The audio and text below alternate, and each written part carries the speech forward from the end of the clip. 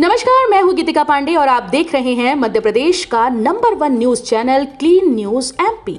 चलिए देखते हैं मध्य प्रदेश की सभी शाम तक की मुख्य खबरें फटाफट अंदाज में।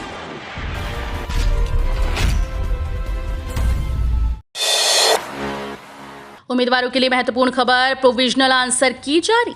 एमपीपीएससी के उम्मीदवारों के लिए बड़ी खबर है। राज्य अभियांत्रिकी सेवा परीक्षा के लिए नोटिफिकेशन 30 दिसंबर 2021 को जारी किया गया था, जिसके लिए परीक्षा 3 जुलाई 2022 को संपन्न हुई। इस परीक्षा में सिविल, मैकेनिकल, इलेक्ट्रिकल इंजीनियरिंग के लिए प्राविधिक उत्तर कुंजी जारी कर दी गई। एमपीपीएससी राज्य अभियांत्रिकी सेवा परीक्षा के लिए कुल 466 पदों पर भर्ती प्रक्रिया आयोजित की गई थी, जिसके लिए इतने ही पदों पर उम्मीदवारों की नियुक्ति की जाएगी। कर्मचारी पेंशनर्स के लिए अच्छी खबर, फैमिली पेंशन बीमा कवर का मिलेगा लाभ। केंद्र सरकार एक तरफ जहां अधिकारी कर्मचारियों के लिए डीए वृद्धि सहित कई बड़े ऐलान कर रही है, वहीं पेंशनर्स के पेंशन रिवीजन किए गए। इसी बीच फैमिली पेंशन का लाभ देने सहित रक्षा कर्मचारियों के लिए रक्षा वेतन पैकेज योजना तैयार की जा रही है। इसके लिए कई बैंकों के साथ समझौता हस्ताक्षर किए गए, जिसका लाभ लाखों कर्मचारियों को होगा। इस रक्षा वेतन पैकेज के तहत कर्मचारियों और उनके परिवारों को विभिन्न लाभ और सुविधाएं उपलब्ध कराई जाएंगी। स्कूल फीस, अन्य मदों पर गाइडलाइन का पालन करना अनिवार्य, स्कूल्स का होगा निरीक्षण।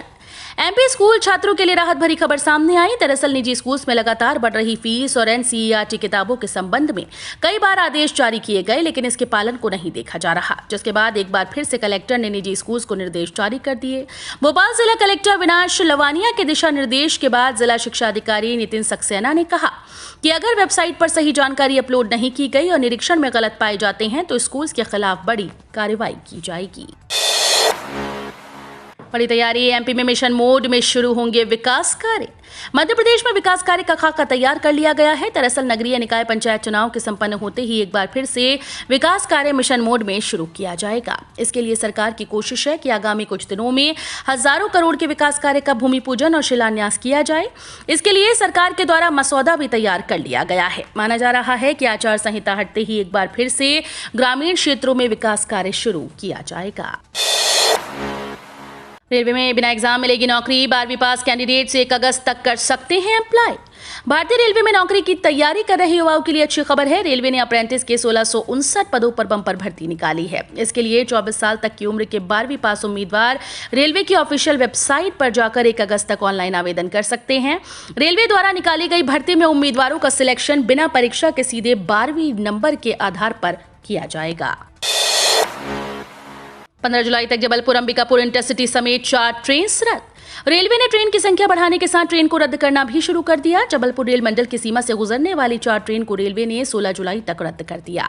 इस दौरान इन ट्रेन में सफर करने वाले यात्रियों का आरक्षण भी रद्द हो गया। इन यात्रियों का टिकट का 100% शुल्क रिफंड किया जाएगा। जानकारी के मुताबिक दक्षिण पूर्व मध्य रेलवे बिलासपुर मंडल के द्वारा पश्चिम मध्य रेल से संबंधित 4 जोड़ी ट्रेन को पहले 9 जुलाई तक के लिए निरस्त किया गया था।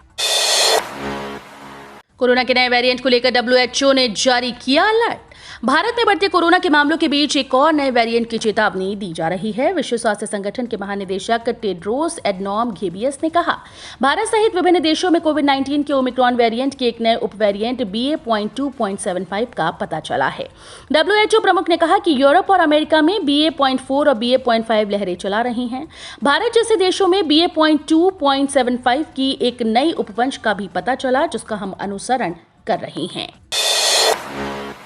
यूजीपीजी प्रवेश पर आई बड़ी अपडेट। कला संकाय में सबसे अधिक प्रवेश। मध्य प्रदेश में पिछले साल से राष्ट्रीय शिक्षा नीति लागू कर दी गई। एनईपी 2020 के लागू होने के साथ ही कॉलेज में प्रवेश को लेकर भी कई तरह के बदलाव देखने को मिले हैं।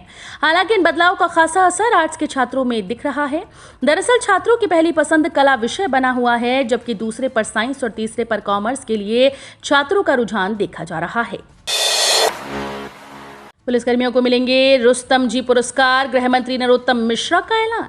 मध्य प्रदेश में लॉ एंड ऑर्डर बनाए रखने के लिए बेहतर काम करने वाले पुलिसकर्मियों को फिर से रुस्तम जी अवार्ड दिए जाएंगे। गृह मंत्री डॉक्टर नरोत्तम मिश्रा ने इसका ऐलान किया।